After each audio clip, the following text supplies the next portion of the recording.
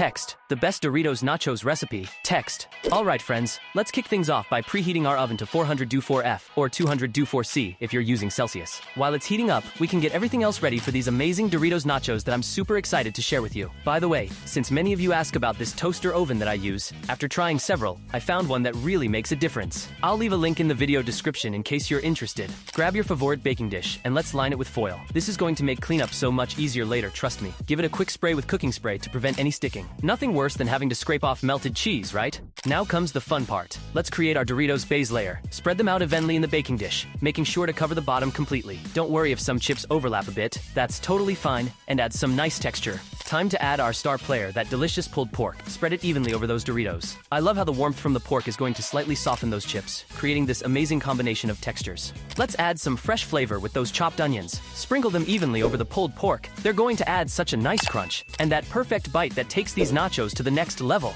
Now for everyone's favorite part, the cheese. We're going to use half of it right now, sprinkling it over those onions. Make sure to get good coverage because, let's be honest, nobody likes a cheeseless bite of nachos. This is where you can get creative. If you're feeling adventurous, add any extra toppings you love. Maybe some jalapenos for heat, or black olives for that salty punch. Whatever makes your taste buds happy. Time for our final cheese layer. Use all that remaining cheese, and cover everything completely. This top layer is going to get all melty, and create that gorgeous cheese pull we all love. Pop that beautiful creation into our preheated oven for about 8,010 minutes. You'll know it's ready when that cheese is completely melted and starting to get those lovely golden spots on top. Last but definitely not least, let's make it pretty and even more delicious. Sprinkle those fresh green onions all over, and serve it up with plenty of salsa and sour cream on the side. The contrast between the hot nachos and cool toppings is absolutely perfect. Time to enjoy. Subscribe to catch more delicious recipes.